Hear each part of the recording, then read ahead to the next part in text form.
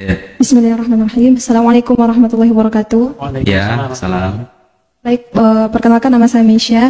Izinkan saya bertanya, Ustadz. Kebetulan saya di sini kuliah dan kemudian ada pada suatu keadaan saya sekelompok sama teman-teman yang lintas agama. Saya Muslim, kemudian teman saya ada yang Kristiani dan kemudian ada yang Hindu. Dan ketika sholat saya izin untuk menunaikan sholat dan ada salah satu teman saya yang bertanya tentang Tuhan. Bagaimana cara kita menjelaskan esensi ketuhanan kepada teman-teman kita yang mungkin bertanya mengenai ini dan konteks kita dalam keyakinan yang berbeda gitu, Ustaz. Terima kasih. Assalamualaikum warahmatullahi wabarakatuh. Ada sebuah ayat dalam Al-Quran itu, luar biasa itu ayat menutup celah dari berbagai sisi untuk pintu ateisme. Am khuliqu min ghairi syai'in am humul khaliqun. Ya Allah ya Karim. Itu ayat dahsyat luar biasa. Filsuf teologi itu kalau membahas ayat ini perlu berjilid-jilid.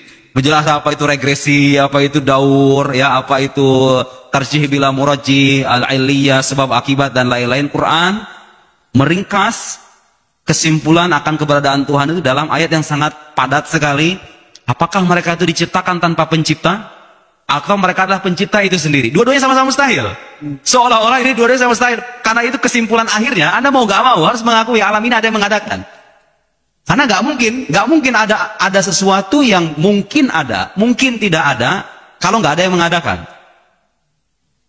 Gak mungkin secara analisis rasional tuh gak bisa. Kan kalau kita menjumpai tradisi agama lain ya, yang mempartisi Tuhan dengan 3 pribadi misalnya. Islam gak mengenal itu. Islam itu agama yang distintif gitu ya, dari tradisi umat agama dalam konsep ketuhanan. Tuhan Esa dalam zatnya, dalam arti tidak ada zat yang serupa dengan zat Tuhan. Esa dalam zat juga bermakna bahwa tidak ada keterbagian dalam zat Tuhan. Esa dalam sifat artinya tidak ada sifat makhluk yang sama dengan sifat Tuhan. Esa dalam sifat juga bermakna bahwa Tuhan itu Esa dalam setiap sifatnya. Kalau dia punya kuasa, Esa dengan kuasanya. Dia punya kehendaknya Esa. Punya pengetahuannya Esa. Dalam perbuatannya pun Tuhan Esa. Nah, Esa dalam perbuatan ini jadi perdebatan panjang para teolog.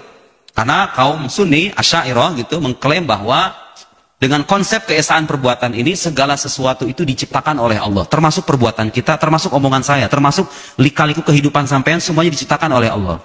Tuhan tuh nggak punya sekutu dalam melahirkan apapun di alam semesta ini.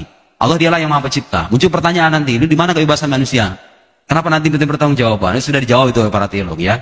Tapi yang kalau boleh saya ringkas, meskipun kita meyakini Tuhan menciptakan perbuatan kita, entah itu perbuatan baik ataupun buruk, pada akhirnya keterlahiran perbuatan itu melibatkan peranan kehendak manusia. Anda bisa milih. Ketika Anda berbuat maksiat, Anda sekarang pergi ke kafe misalnya. Anda chattingan dengan pacar Anda. Anda bisa meninggalkan itu kan sebetulnya. Kalau Anda berada dalam posisi terpaksa, kehendak Anda hilang, Anda nggak akan dimintai pertanggungjawaban.